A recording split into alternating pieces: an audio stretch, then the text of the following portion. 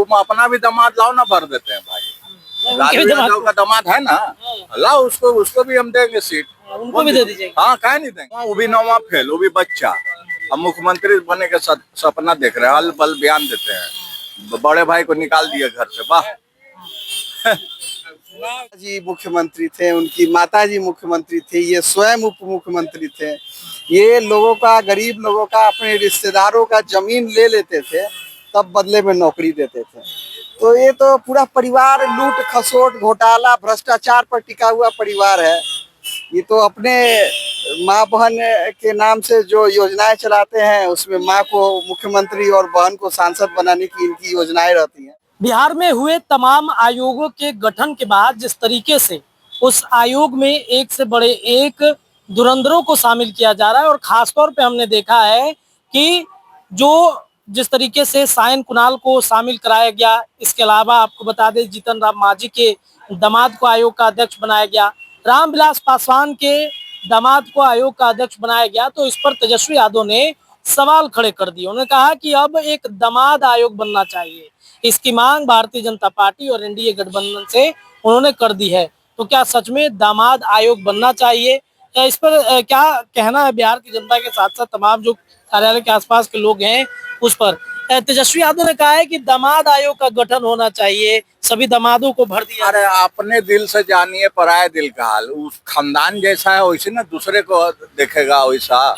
कोई बहुत बढ़िया सिलेक्शन हुआ है आयोग में, अब एक आध दो है ऐसा तो ठीक है, उसके लिए कोई बात नहीं, बहुत अच्छा सिलेक्शन हुआ आयोग का। उन्होंने कहा कि सारे दामाद को भर दिया गया, जीतन राम मांझी के हाँ, तो तुम अपना भी दामाद लाओ ना, भर देते हैं भाई।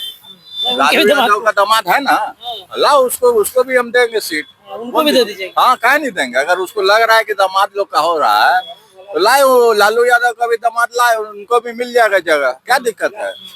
हाँ उनमें योग्यता होनी चाहिए वैसी। सब कार्यकर्ता को मिला है, पुराना कार्यकर्ता जो कर्मठ कार्यकर्ता है भाजपा का उसको मिला है, काहे नहीं मिलेगा। वो सब उस कार्यकर्ता सब ऐसे रहेगा, अब मिल जाएगा तो बोलिएगा कि दामाद है। ऐसा नहीं होना चाहिए, ऐसा नहीं होना चाहिए। ऐसा ये बहुत बचकाना बयान है, नौवां फेल और क्या बयान देगा, ऐसे ना बयान सब देगा जी। अब मुख्यमंत्री बने के सपना देख रहा है, तो बच्चा है वो सब, अभी नहीं बनेंगे, बच्चा है अभी तेजस्वी यादव। और का बच्चा ना तो कुछ ही है, नौवां, वो भी नौवां फेल, वो भी बच्चा, अब मुख्यमंत्री बने के सपना देख रहे हैं, हल पल बयान देते हैं, बड़े भाई को निकाल दिए घर से, वाह। जगह पर नहीं है, बेकार है ये सब, इन लोग का सपना है। अब और फिर आरजेडी 20 सीट पर आके सिमटने वाला है। मुंगेरी लाल के हसीन सपना देखते रहे वो लोग। हाँ उनसे पूछ के नहीं ना बनाएंगे हम, मुख्यमंत्री से पूछ के ना, डिप्टी मुख्यमंत्री से ना पूछ के बनाया जाएगा। तब कौन चैनल है आपका? न्यूज कॉर्नर है। चलिए सर हैं, बातचीत करना चाहेंगे, क्या कहिएगा? तेजस्वी यादव ने सवाल खड़े कर दिए भाजपा पर कि एक आयोग का गठन होना चाहिए जिसका नाम दामाद आयोग होना चाहिए। तेजस्वी जी की पूरी सरकार, जब उनके पिताजी मुख्यमंत्री थे, उनकी माताजी मुख्यमंत्री थी, ये स्वयं उप मुख्यमंत्री थे, ये लोगों का, गरीब लोगों का, अपने रिश्तेदारों का जमीन ले लेते थे, तब बदले में नौकरी देते थे। तो ये तो पूरा परिवार लूट खसोट घोटाला भ्रष्टाचार पर टिका हुआ परिवार है। ये तो अपने माँ बहन के नाम से जो योजनाएं चलाते हैं, उसमें माँ को मुख्यमंत्री और बहन को सांसद बनाने की इनकी योजनाएं रहती हैं। इसलिए इन लोगों के ऊपर कोई टिप्पणी, ये लोग का कोई नैतिक कुछ भी नहीं है कि ये लोग दूसरे के ऊपर उंगली उठावे। तो मतलब तेजस्वी यादव ने जो सवाल खड़े किए, जिसके खुद इतने 75 भ्रष्टाचार के आरोप रहे हो, नैतिकता का पाठ वो क्या पढ़ाएंगे? तो जिस तरीके से वो मांग कर रहे हैं, कहा कि दामाद को भर दिया गया, कल को हो सकता है कि और भी लोगों को, जो करीबी लोग हैं, जो परिवार के सदस्य हैं, उनको लगातार भरा जाएगा आयोग में। आयोग का जो विषय है, जो बनाने वाले लोग हैं, उस पर वो बेहतर जवाब हमको लगता है दे पाएंगे। लेकिन आपका चूंकि प्रश्न तेजस्वी यादव से संबंधित था, इसीलिए मैंने तेजस्वी यादव के संदर्भ में वो बात कही है कि जो खुद भ्रष्टाचार में लिप्त रहा हो, जो हमेशा सामाजिक न्याय का दुहाई दे के केवल वोट लेता रहा हो। अभी देखिए लालू जी जिस तरीके से पैर पे पैर चढ़ा के रखे हुए थे, और हमारे संविधान के निर्माता, हमारे अंबेडकर जी के, भीमराव अंबेडकर जी को, जिनको कि पूरा विश्व, पूरा भारत, एक एक जन जन उनको अपना प्रेरणा स्रोत मानता है, वैसे लोगों के तस्वीर के साथ कितना अपमानजनक वो व्यवहार किए हैं, जवाब उनको देना है ना, वो जवाब दे पहले। वो उनका जो कुकृत्य रहा है, उनका जो भ्रष्टाचार रहा है, वो लोग जवाब दे पहले। और बाकी जनता सब जान रही है, सब समझ रही है। तेजस्वी यादव जो है बीते दिनों मंच पर घेर लेकर चढ़ गए थे, गरीरिया समाज को एक संदेश देना चाह रहे थे तेजस्वी यादव। उस बारे में मैंने नहीं देखा, इसलिए मुझे लगता है कि इस पर शायद लोकसभा में मछली खाते हुए नजर आ रहे थे। उनकी वो हमेशा ऐसे ही समय पे, वो नवरात्रा का समय था, तो हिंदू समाज को वो हमेशा नीचे दिखाने के लिए कोई ना कोई काम, तुष्टीकरण की राजनीति उनकी रही है। वो तुष्टीकरण के आधार पर यहाँ पे पहुंचे हुए हैं, और उसके बाद किसी का उन्होंने भला नहीं किया। न बिहार के युवाओं का भला किया, न यहाँ के रोजगार का कोई भला किया, न यहाँ के इंफ्रास्ट्रक्चर पे उन्होंने कोई काम किया, न यहाँ के स्वास्थ्य पे कोई काम किया, न यहाँ के शिक्षा पे कोई काम किया, न यहाँ के सड़क पे कोई काम किया।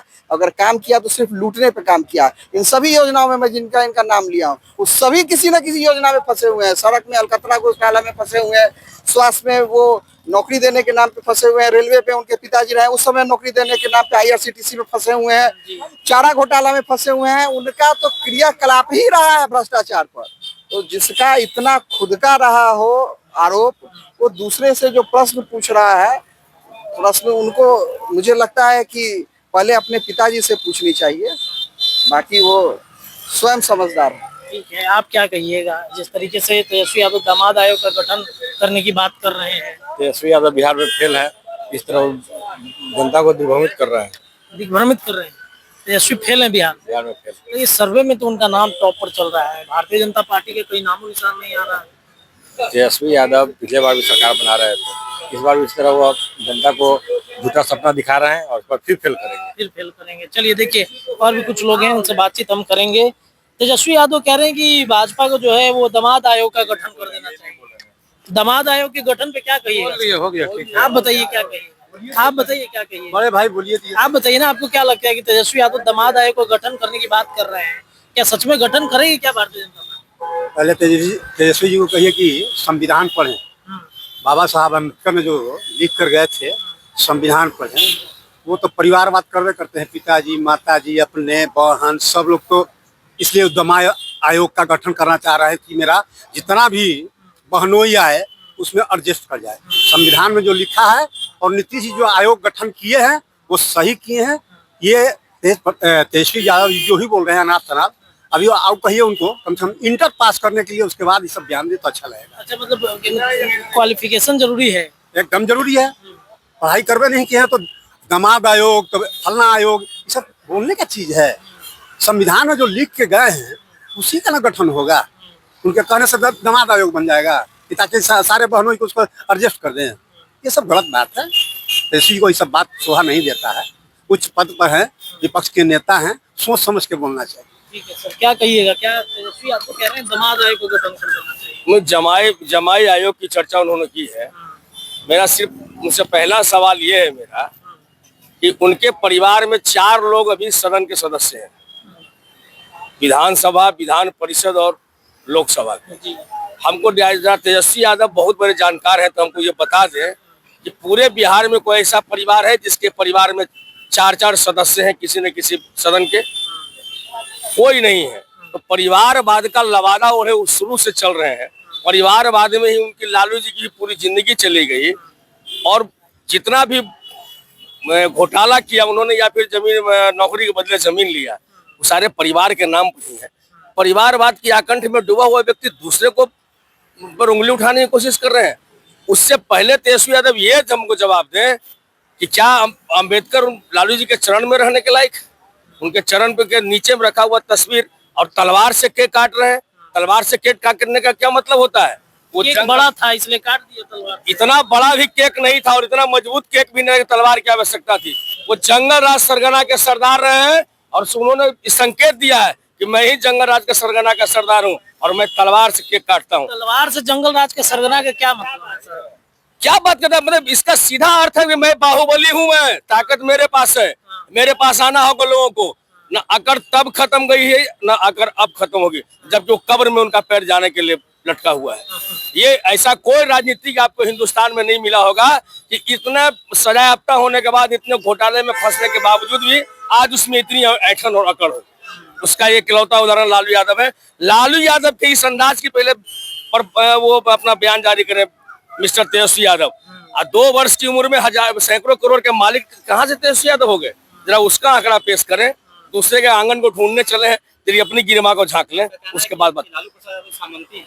बिल्कुल लालू यादव से बड़ा सामंती कौन हो सकता है, जिसमें 6 बजे शाम के बाद लोग उनके शासनकाल में घर से निकलना मुश्किल हो गया था।